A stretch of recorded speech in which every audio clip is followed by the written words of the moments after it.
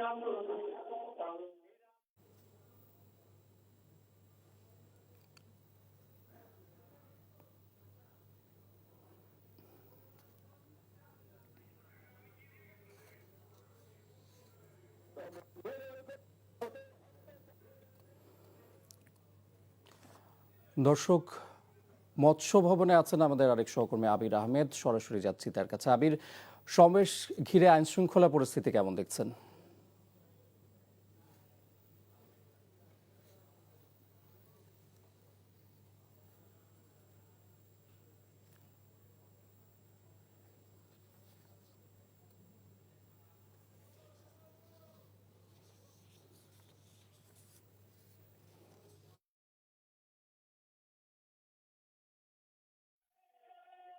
থেকে রাজধানীতে নেতাকর্মীরা প্রবেশ করছে। সকাল থেকে যেটি দেখেছি যে রাজধানীর বিভিন্ন স্থানে আইন শৃঙ্খলা বাহিনী সতর্ক অবস্থানে ছিল এবং আইন শৃঙ্খলার পাশাপাশি জামাতে ইসলামীর যে নেতাকর্মীরা আছেন তারা কিন্তু রাস্তার বিভিন্ন জায়গায় ট্রাফিকের কাজ করেছেন এবং দেখেছি যে কোনো ধরনের বিশৃঙ্খলতা যাতে না হয় সেই প্রতিটি মিছিলের সাথে সাথে কিন্তু স্বেচ্ছাসেবক কর্মীরাও ছিলেন এবং তারা জামাতের নেতাকর্মীরা বলছেন যে কোনো ধরনের বিশৃঙ্খলতা হবে না এবং পিআর পদ্ধতিতে নির্বাচন সহ ৭ দফা দাবি নিয়ে তারা এখানে অবস্থান নিয়েছেন। এখন তারা আরেকটি বিষয় যেটি বলছেন যে তারা এই বাংলাদেশে তারা কোনো চাঁদাবাজি চান না। তারা হচ্ছে যে নির্বাচন সামনে যে নির্বাচন সংগঠিত হবে সেই নির্বাচনের মাধ্যমে নতুন বাংলাদেশ তারা চান, এমনটি তারা বলছিলেন।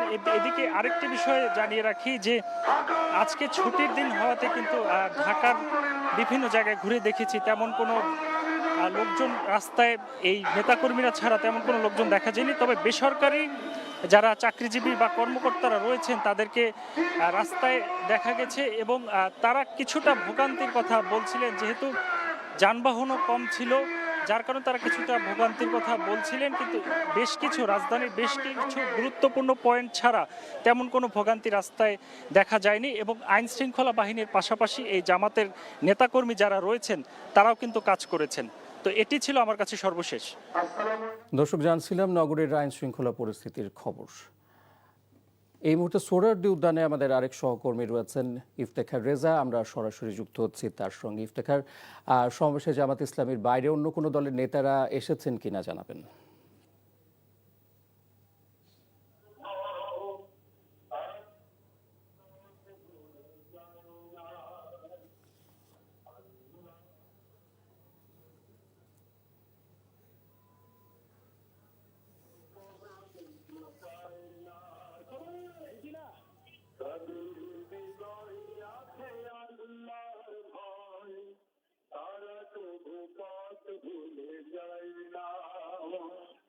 আল্লাহর তো সারা এই দুনিয়ায় কারো কাছে কোনো কিছু চাই না।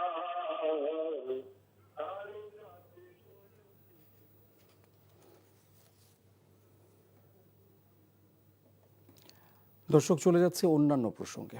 ঢাকায় জামাত ইসলামীর